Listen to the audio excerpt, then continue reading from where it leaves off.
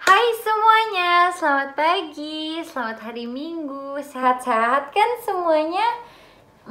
Aku sehat-sehat aja. Kangen gak kalian? Aku kangen banget bisa sekolah minggu sama kalian semua.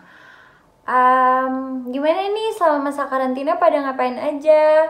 Kalau aku bikin kue, belajar bahasa, olahraga, banyak banget aktivitas yang bisa aku kerjain. Gimana kalian sekolahnya? Pada online gak? Ya, semoga semuanya cepat selesai biar kita bisa cepat-cepat balik ketemu lagi di gereja bareng-bareng. Balik lagi di hari Minggu ini kita mau ibadah bareng-bareng lagi. Kita mau ketemu Tuhan, kita mau memuji dan memuliakan nama Tuhan. Untuk itu kita mau nyanyi satu lagu pembukaan. Kau temanku, ku temanmu, atau yang biasanya kita sebut roti dan mentega. Oke guys?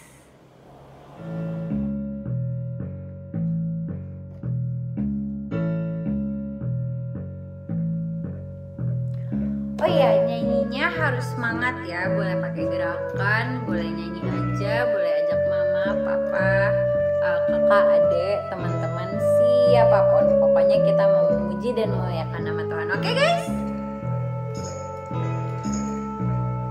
Kau temanku, ku temanmu, kita selalu bersama. Seperti mentega dengan roti. Kau temanku, ku temanmu, kita selalu bersama. Seperti celana dengan baju. Ku akan selalu mendukungmu, mendorongmu terus maju. Dan bila kau sedih, ku akan selalu menghiburmu dalam Tuhan. Kau temanku, ku temanmu, kita selalu bersama. Seperti mentega dengan roti.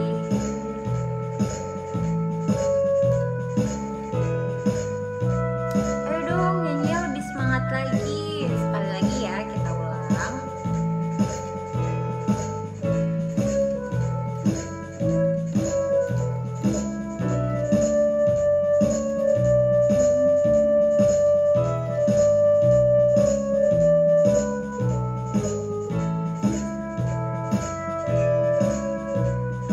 Kau temanku, ku temanmu, kita selalu bersama.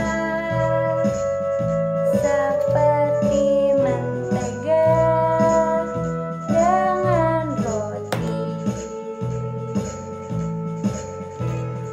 Kau temanku, ku temanmu, kita selalu bersama. Seperti celana dengan baju. Ku akan selalu mendukungmu, mendorongmu terus maju. Dan bila kau sedih, ku akan selalu menghiburmu dalam Tuhan. Kau temanku, ku temanmu, kita selalu bersama. Seperti mentega dengan roti. Seperti celana dengan baju.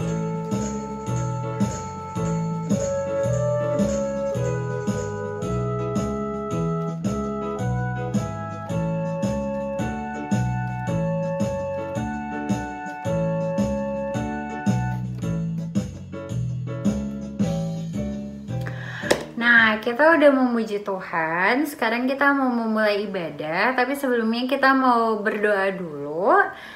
Teman-teman, mari kita bersatu dalam doa.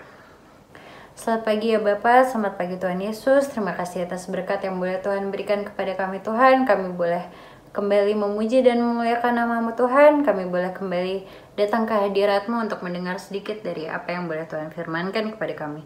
Tuhan, kiranya Engkau jagai kami, jagai pikiran kami, jagai mata kami, jagai tangan kami, jagai kaki kami.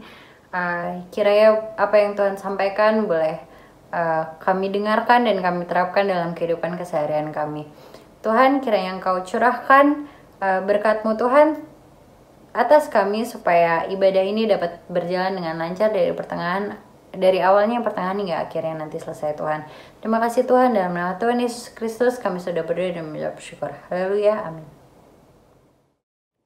Oke teman-teman, kita sudah menyanyi, kita sudah memuji, memuliakan nama Tuhan, kita juga sudah berdoa. Sebentar lagi kita mau mendengarkan firman Tuhan. Tapi sebelumnya ada yang ingat nggak tema minggu lalu apa? Ya, buat yang lupa, tema minggu lalu adalah Paulus di Troas. Buat yang udah jawab benar, kalian hebat. Nah, kalau minggu ini Tuhan mau menggunakan kembali Rasul Paulus di Roma untuk menunjukkan bahwa Tuhan itu selalu melindungi, selalu menyertai, dan selalu menyelamatkan. Sebelum itu kita mau menyanyikan satu lagu lagi, yaitu Di Badai Topan Dunia dari KJ 440.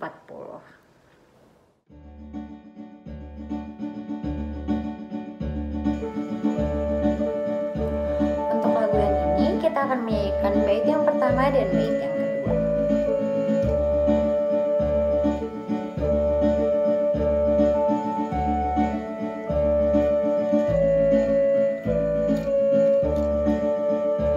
Di badai topan dunia, Tuhanlah perlindunganku. Kendati goncang semesta, Tuhanlah perlindunganku. Ya Yesus, gunung batu di dunia, di dunia, di dunia. Ya Yesus, gunung batu di dunia, tempat berlindung yang teguh.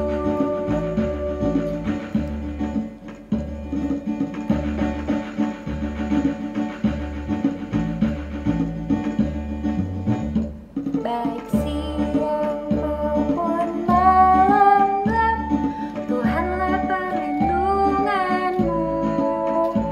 Niscaya takutmu lenyap, Tuhanlah perlindunganmu.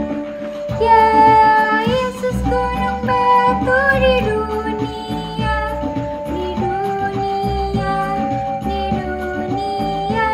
Ya Yesus, gunung batu di dunia, tempat berlindung yang teguh. Yesus, gunung batu di dunia, di dunia, di dunia. Ya Yesus, gunung batu di dunia, tempat berlindung yang teguh, tempat berlindung yang teguh.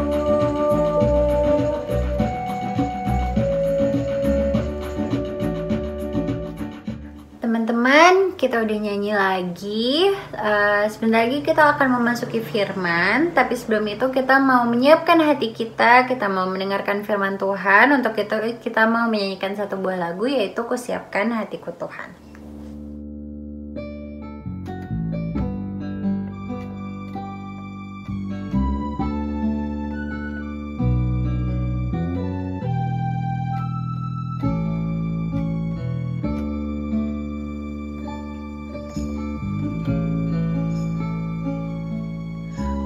Kusiapkan hatiku Tuhan untuk dengar firman-Mu saat ini. Ku sujud menyembah-Mu Tuhan, masuk hadirat-Mu saat ini. Curahkan urapan-Mu Tuhan bagi jemaat-Mu saat ini. Ku siapkan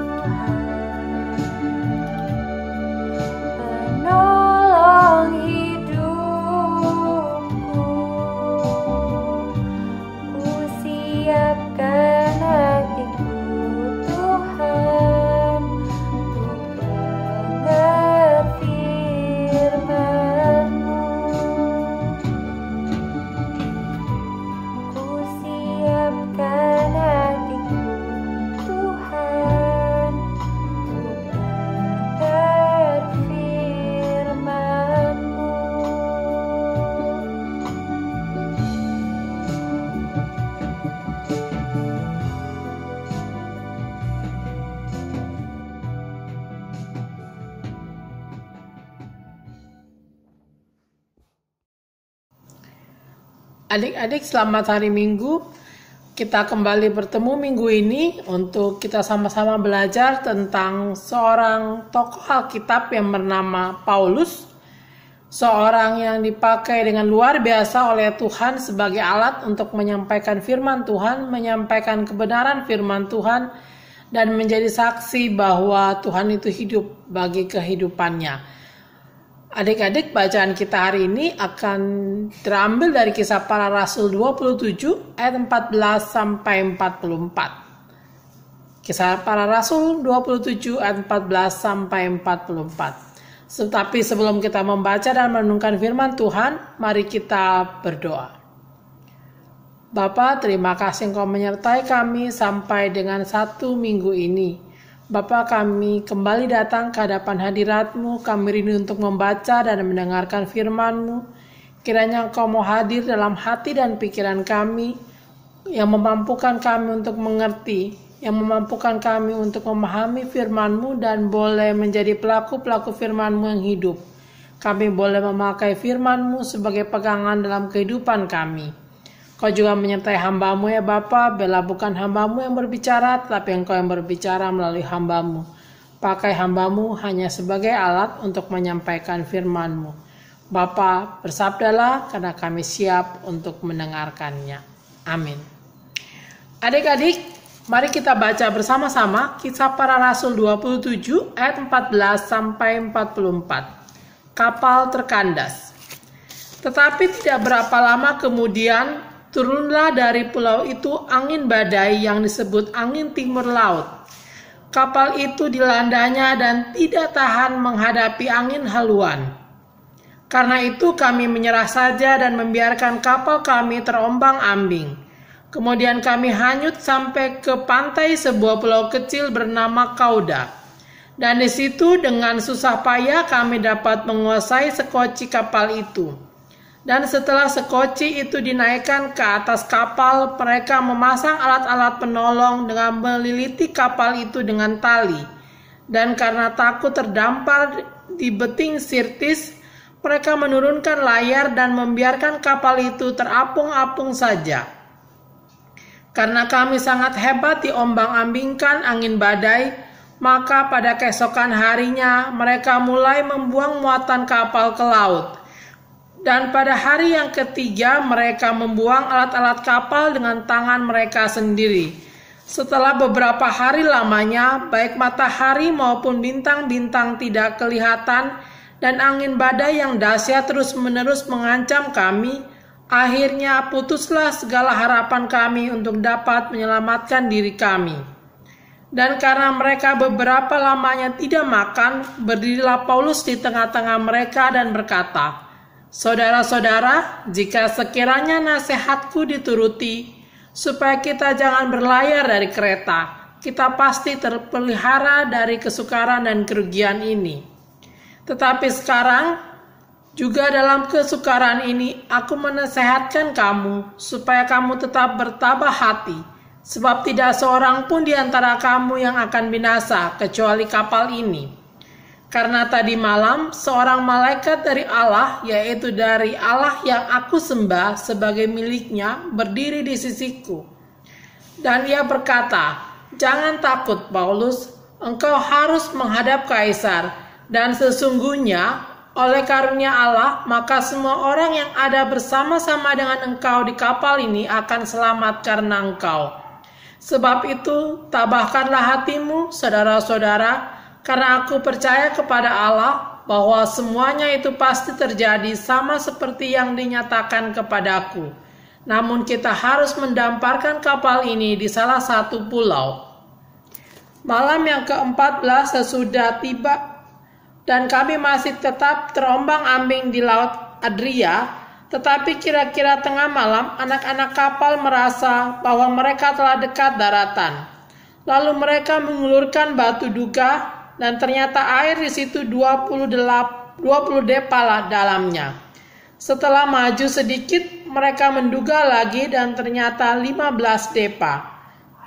Dan karena takut bahwa kami akan terkandas di salah satu batu karang, mereka membuang 4 sau di buritan dan kami sangat berharap mudah-mudahan hari lekas siang. Akan tetapi anak-anak kapal berusaha untuk melarikan diri dari kapal. Mereka menurunkan skoci dan berbuat seolah-olah mereka hendak melampuhkan beberapa sau di haluan. Karena itu Paulus berkata kepada perwira dan prajurit-prajuritnya, "Jika mereka tidak tinggal di kapal, kamu tidak mungkin selamat." Lalu prajurit-prajurit itu memotong tali skoci dan membiarkannya hanyut. Ketika hari menjelang siang, Paulus mengajak semua orang untuk makan. Katanya, "Sudah 14 hari lamanya kamu menanti-nanti saja, menahan lapar dan tidak makan apa-apa. Karena itu aku menasehatkan kamu supaya kamu makan dahulu. Hal itu perlu untuk keselamatanmu. Tidak seorang pun di antara kamu akan kehilangan sehelai dari rambut kepalamu." Sesudah berkata demikian, ia mengambil roti, mengucap syukur kepada Allah di hadapan semua mereka, memecah-mecahkannya lalu mulai makan. Maka kuatlah hati semua orang itu dan mereka pun makan juga. Jumlah kami semua yang di kapal itu 276 jiwa. Setelah makan kenyang, mereka membuang muatan gandum ke laut untuk meringankan kapal itu. Dan ketika hari mulai siang, mereka melihat suatu teluk yang rata pantainya. Walaupun mereka tidak mengenal daratan itu, mereka memutuskan untuk sedapat mungkin mendapatkan kapal ke situ. Mereka melepaskan tali-tali sau, lalu meninggalkan sau-sau itu di dasar laut. Sementara itu mereka mengulurkan tali-tali kemudi, memasang layar topang, supaya angin meniup kapal itu menuju pantai. Tetapi mereka melanggar busung pasir dan terkandaslah kapal itu. Haluannya terpancang dan tidak dapat bergerak dan buritannya hancur dipukul oleh gelombang yang hebat. Pada waktu itu prajurit-prajurit berniat untuk membunuh tahanan-tahanan supaya jangan ada seorang pun yang melarikan diri dengan berenang. Tetapi perwira itu ingin menyelamatkan Paulus, karena itu yang menggagalkan maksud mereka dan memerintahkan supaya orang-orang yang pandai berenang lebih dahulu terjun ke laut dan naik ke darat. Dan supaya orang-orang lain menyusul dengan mempergunakan papan atau pecahan-pecahan kapal. Demikianlah mereka semua selamat naik ke darat. Demikianlah pembacaan Alkitab. Adik-adik, selama beberapa minggu ini kita belajar tentang perjalanan pelayanan Paulus. Kenapa kita perlu belajar tentang Paulus? Karena Paulus ini adalah orang yang dengan luar biasa dipakai oleh Tuhan.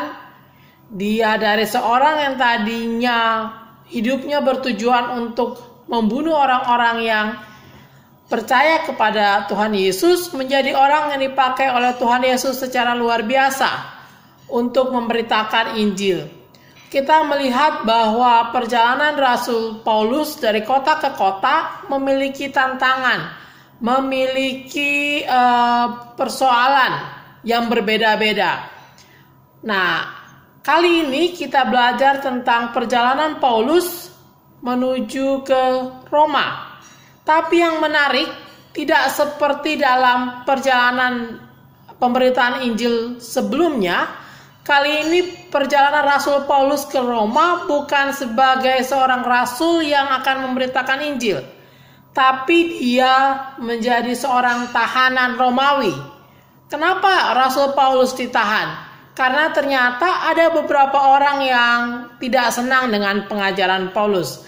Ada beberapa orang yang mengatakan, yang membuat rumor bahwa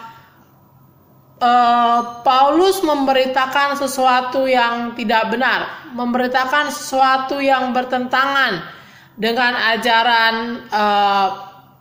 ajaran yang saat itu mereka percayai, bahwa Paulus itu ajarannya itu menentang budaya bangsa Yahudi dan menentang hukum Taurat. Kita boleh ingat bahwa hukum Taurat saat itu sangat dijunjung tinggi, bahwa bahwa hukum yang tertinggi adalah hukum Taurat dan semua orang harus menghargai dan patuh terhadap hukum Taurat. Nah, adik-adik, kita lihat bahwa kali ini Paulus sebenarnya perjalanan Paulus ke Roma bukan atas kemauannya, tetapi karena keadaan dia sebagai seorang tahanan, dia tidak mempunyai pilihan. Dia harus pergi ke Roma. Dalam bacaan kita pun sebenarnya kita baca di awal perjalanan, Paulus sebenarnya sudah menyampaikan keberatannya untuk melakukan perjalanan ke Roma, pelayaran ke Roma kepada para prajurit Roma. Dia mengatakan bahwa pelayaran ini akan membawa kerugian buat kita. Karena Paulus mendapatkan penglihatan dari malaikat Tuhan bahwa mereka akan menghadapi berbagai tantangan dalam perjalanan menuju Roma. Nah, adik-adik, sebagai seorang tahanan, biasanya prajurit itu tidak akan mendengarkan. Karena menurut mereka, kalian adalah seorang tahanan, tidak punya hak untuk menyampaikan pendapat. Tidak punya hak untuk mengatakan apapun. Seorang tahanan hanya harus menjalankan apa yang diperintahkan, apa yang dititahkan oleh para orang yang menahan mereka. Dalam hal ini adalah para prajurit Roma. Sehingga meskipun Paulus sempat menyatakan keberatannya, menyatakan bahwa mereka akan menghadapi masalah kalau mereka tetap berlayar, tapi pendapat Paulus tidak didengar. Mereka tetap melakukan pelayaran menuju Roma. Apa yang terjadi adik-adik? Ternyata seperti yang dikatakan oleh Rasul Paulus, pelayaran itu menghadapi berbagai tantangan, berbagai persoalan. Persoalan pertama yang mereka hadapi hanya beberapa saat setelah mereka mulai pelayaran itu, yaitu mereka menghadapi yang disebut dengan angin sakal. Apa itu angin sakal, Kak? Angin sakal itu adalah angin yang bertiup dari arah depan suatu benda. Dalam hal ini berarti angin yang bertiup dari arah depan kapal. Adik-adik bisa membayangkan kalau ada angin, adik-adik sedang naik kapal, terus tiba-tiba ada angin yang besar dari arah depan. Apa yang terjadi? Angin ini akan dorong si kapal untuk mundur, bukan maju. Nah, sehingga apa yang terjadi? Kapal ini tidak bergerak adik-adik, karena mesin kapalnya mendorong si kapal maju, tapi si angin mendorong si kapal ini mundur. Akhirnya kapal ini diam. Dalam artian hanya terombang-ambing di tengah laut, maju tidak, mundur tidak. Nah, selama beberapa hari, dan kemudian apa masalah kedua yang mereka hadapi? Mereka ini ternyata berlayar dalam musim dingin. Adik-adik jangan membayangkan bahwa kapal saat itu seperti kapal pesiar saat ini, di mana dilengkapi dengan ruangan yang ada pemanasnya, ruangan yang hangat. Saat itu tuh kapal itu hanya seperti kapal-kapal barang, di mana hanya ada kayak bangsal besar, sehingga orang-orang yang melakukan pelayaran itu akan merasakan dingin, akan merasakan panas, karena ruangan-ruangan kapal itu tidak dibekali dengan berbagai alat elektronik yang membuat hidup lebih nyaman. Sehingga ketika kalian berlayar di musim dingin, itu sangat dingin, terutama di malam hari dan ada tengah laut. Itu dinginnya itu akan melebihi dingin ketika kita mengalami musim dingin di daratan. Ada nggak adik-adik yang pernah karena suatu kebetulan pernah berada contohnya di Bedugul di saat musim hujan yang dingin sekali? Itu benar-benar dingin, mau keluar ruangan kayaknya seperti masuk kulkas. Semua badan itu sakit, kulit itu kering karena dingin. Nah, adik-adik bayangkan kalau adik-adik dingin begitu, aduh Kak dingin, masuk kamar Kak, menghangatkan badan pakai selimut yang tebal. Nah, ketika mereka berlayar, mereka tidak bisa ngapa-ngapain. Mereka ada di tengah laut, di tengah-tengah kapal, menghadapi masalah ombak yang membuat kapal ini tidak maju-maju sehingga pelayaran itu semakin lama karena perjalanannya lambat. Dan mereka pun sekarang harus bertarung melawan rasa dingin. Jadi permasalahan yang dihadapi itu semakin banyak. Karena adik-adik, kalau tubuh kita terlalu dingin, efek yang akan terjadi adalah kita akan mati. Karena kita freezing, semua organ tubuh kita membeku. Sehingga kita tidak lagi bisa, semua organ tubuh kita tidak bekerja dengan baik. Makanya kenapa kalau adik-adik baca di berita, sering kita baca di Eropa terutama di musim dingin banyak orang yang meninggal. Nah, karena tubuh mereka tidak kuat untuk menahan dinginnya udara. Nah, kita bayangkan Paulus dan para tahanan serta prajurit Romawi ini berlayar dengan kondisi seperti itu. Setelah angin sakal agak reda beberapa saat, datang angin lain lagi, yaitu angin timur laut atau angin badai. Mungkin kata badai adik-adik sangat familiar. Yang disebut badai itu adalah angin kencang. Kalau kita ada di daratan, kita biasanya lihat angin kencang, banyak pohon rubuh yang disertai dengan hujan keras. Nah, ini juga membuat kapal tidak bisa ngapa-ngapain karena diterpa oleh angin yang kencang. Sehingga kapal tidak lagi dapat dikendalikan, tapi dikendalikan oleh angin. Angin yang meniuplah si kapal ke kiri, ke kanan, tergantung arah angin. Nah, di tengah-tengah segala masalah, persoalan yang dihadapi, apa yang terjadi adik-adik? Semua orang sudah kehilangan pengharapan. Semua orang sudah akhirnya berkata, wah, gak mungkin deh kita bisa selamat. Kita pasti mati, kita pasti tidak akan pernah sampai ke daratan. Kapal ini pasti akan hancur dan kita akan tenggelam.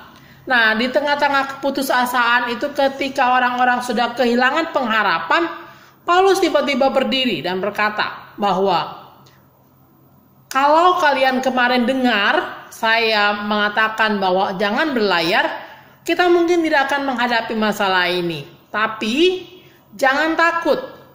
Semalam malaikat Tuhan yang saya percayai datang kepada saya dan mengatakan apa? Bahwa Paulus harus bertemu dengan kaisar, sehingga kaisar dan semua orang-orang dalam kapal itu akan selamat. Tidak akan ada yang meninggal kecuali kapal yang akan hancur. Dan Paulus berkata bahwa Allah yang saya sembah ketika berjanji, ketika menyatakan sesuatu, pasti menepatinya. Dan sehingga saudara-saudara jangan takut, jangan gentar. Marilah kita tetap punya kepercayaan, kita punya pengharapan, dan kita tetap sama-sama saling menolong untuk kita boleh sama-sama survive sampai dengan ketujuan. Tapi kita harus mencari daratan untuk mendamparkan kapal ini. Itu adalah yang diminta Paulus. Jadi adik-adik, ternyata selama masa keputusasaan ini terombang-ambing, karena mereka sudah kehilangan pengharapan, mereka tuh udah tidak makan-makan selama berapa hari adik-adik? 14 hari ternyata. Coba adik-adik, ada nggak yang pernah tidak makan sehari aja? Apa rasanya? Wah kak, nggak bisa mikir kak, lapar, sakit perut, ada yang kalau nggak kuat sampai masuk angin, muntah-muntah. Ini mereka 14 hari tidak makan dan berada di tengah laut. Wah, jadi sudah banyak yang sakit, sudah banyak yang lesu, letih. Kemudian Paulus mengatakan pada mereka apa? Mereka harus makan supaya mereka punya energi. Mereka punya harapan baru dan mereka yakin bahwa mereka akan selamat. Nah, adik-adik, apa yang kita lihat? Ternyata mereka sampai ke suatu pulau yang tidak diketahui, tapi mereka dipimpin oleh Tuhan boleh sampai ke daratan. Mereka berhasil melewati gelombang badai, perjalanan mereka sampai ke pulau yang kemudian mereka akhirnya tiba di Roma. Apa yang kita pelajari adik-adik dari bacaan ini? Dari bacaan ini kita belajar bahwa Paulus yang adalah seorang rasul yang dipakai oleh Tuhan untuk memberitakan firman Tuhan, memberitakan kabar keselamatan, ternyata pun dalam hidupnya, bahkan dalam perjalanan pelayanannya mengalami berbagai tantangan.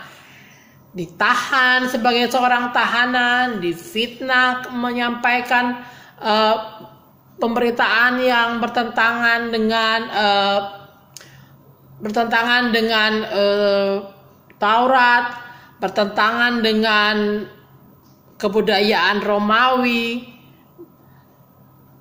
Terus dalam perjalanannya sebagai seorang tahanan dihadapi berbagai tantangan, dihadapi berbagai persoalan yang buat orang lain hidupnya sudah benar-benar diambang maut, diambang kebinasaan. Tapi ada satu hal yang kita pelajari dari Paulus. Paulus tidak pernah merasa takut, tidak pernah kehilangan pengharapan. Dia selalu punya pengharapan bahwa Tuhan beserta dengan dia. Tuhan ada menyertai Paulus. Dan Paulus selalu bergantung, selalu berserah kepada Tuhan. Jadi adik-adik, dalam perjalanan hidup kita pasti akan menghadapi berbagai tantangan. Kita pasti menghadapi berbagai persoalan. Saat ini mungkin persoalan yang paling besar yang kita hadapi adalah bahwa kita sedang hidup di tengah-tengah pandemi COVID-19, di mana kita tidak bisa bersekolah.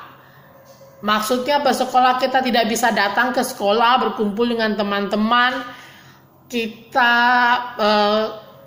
terbatas untuk melakukan apapun. Mungkin saat ini ada dari kita yang keluarganya sedang mengalami persoalan finansial karena usaha orang tua sedang bermasalah, atau ada yang saat ini sedang ada keluarganya yang sakit. Tapi ada satu hal yang kita pelajari dari Paulus, bahwa dalam setiap tantangan kita jangan menyerah.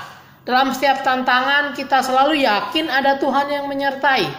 Bahwa dalam setiap tantangan kita harus datang kepada Tuhan dan bergantung kepada Tuhan, meminta Tuhan yang menolong kita, meminta Tuhan menyertai kita melewati tantangan kita. Tantangan akan tetap ada, baik tantangan itu kecil maupun tantangan itu besar. Tapi ketika kita selalu minta Tuhan hadir, Tuhan berjalan bersama-sama dengan kita melewati tantangan itu, kita boleh yakin dan percaya kita akan sampai ke seberang. Artinya kita akan melewati tantangan itu bersama-sama dengan Tuhan. Nah, adik-adik, mari kita belajar bahwa hidup kita harus sepenuhnya bergantung kepada Tuhan. Sepenuhnya harus menyerahkan kekhawatiran kita, ketakutan kita hanya ke dalam tangan pemeliharaan Tuhan. Dan satu hal yang kita yakini dan kita pelajari, bahwa dalam setiap tantangan, dan itu yang kakak alami, dalam setiap tantangan, dalam setiap pergumulan, kita dibentuk Tuhan menjadi orang yang jauh lebih dewasa. Kita belajar untuk menjadi orang yang lebih dewasa dalam iman kita, dewasa dalam bagaimana kita bersikap, dan kita boleh melihat bahwa setiap hal dalam hidup kita adalah alat yang dipakai Tuhan untuk kita belajar menjadi orang yang jauh lebih baik. Dan yang Tuhan mau dalam setiap tantangan itu, ketika kita menghadapi tantangan, kita harus menjadi juga orang yang belajar untuk tidak egois. Artinya aku sedang susah, aku tidak punya waktu untuk memikirkan orang lain. Tapi bagaimana kita dalam tantangan hidup kita, dalam persoalan yang kita hadapi, kita punya kepedulian kepada orang lain. Paulus ketika berada di kapal, dia punya tantangan. Hidupnya kemungkinan tidak selamat. Hidupnya mungkin juga akan, kalau kapal itu pecah, dia juga tidak akan selamat. Tapi dia tidak hanya memikirkan lalu tidak melakukan apa-apa, hanya sibuk mengasihani dirinya, menyesali kenapa dia harus ada di kapal, kenapa dia harus berlayar ke Roma. Tetapi dia tidak mengasihani dirinya, tapi dia justru bangkit menjadi penghibur, penguat buat orang lain yang ada di kapal itu yang sudah kehilangan pengharapan. Tuhan juga mau ketika kita menghadapi tantangan, kita juga menjadi orang yang tidak hanya sibuk mementingkan diri kita, sibuk dengan persoalan kita, tapi kita pun di tengah persoalan dan tantangan kita mau menjadi alat yang dipakai Tuhan untuk menjadi berkat buat orang lain di tengah-tengah tantangan kehidupan kita. Adik-adik, marilah kita menjalani tantangan kita, menjalani kehidupan kita yang penuh tantangan ini dengan meyakini bahwa Tuhan tidak pernah meninggalkan kita. Tuhan selalu ada bersama-sama dengan kita asalkan kita mau datang, asalkan kita mau bersandar kepadanya, dan kita mau belajar untuk menjadi orang-orang yang tidak egois, yang sibuk dengan diri kita, tapi kita punya kepedulian kepada orang lain. Kita boleh melihat apa rencana Tuhan bagi kita dan bagi orang lain melalui tantangan yang kita hadapi. Marilah menjalani kehidupan ini menjadi berkat bagi banyak orang. Mari kita berdoa. Bapa, terima kasih bahwa hari ini melalui Paulus kami belajar bahwa kehidupan tanpa tantangan itu tidak mungkin. Tapi bagaimana kami boleh menjalani tantangan kehidupan kami bersama-sama dengan Engkau. Bagaimana dalam menjalani tantangan hidup kami tidak menjadi orang yang egois. Karena sibuk memikirkan persoalan kami terlalu sibuk memikirkan badai kami, sehingga kami tidak punya lagi waktu, kami tidak punya lagi tenaga untuk melihat atau menjadi berkat bagi orang lain. Sehingga kami gagal menjadi saluran berkat-Mu di tengah-tengah tantangan dan kehidupan kami. Tantangan kehidupan kami ya Bapa. Kau menolong kami untuk kami boleh melihat, untuk kami boleh tetap terus dipakai menjadi alat-Mu dimanapun kami berada dalam keadaan apapun kehidupan kami. Ya Bapa, inilah kami. Amin.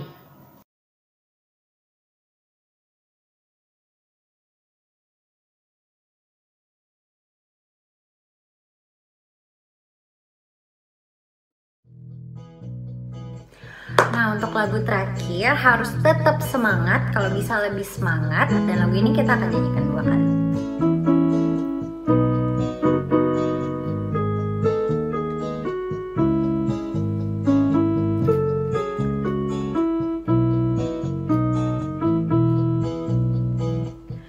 Telah lama ku cari-cari langkah hidup yang lebih pasti, hidup penuh kemenangan setiap hari.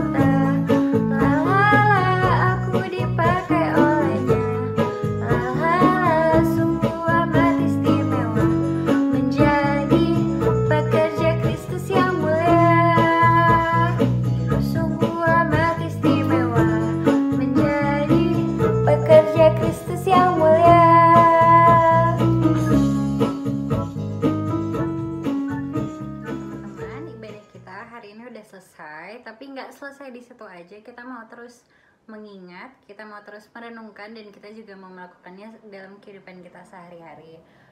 Sampai ketemu minggu depan ya teman-teman. Tuhan Yesus memberkati. Dadah.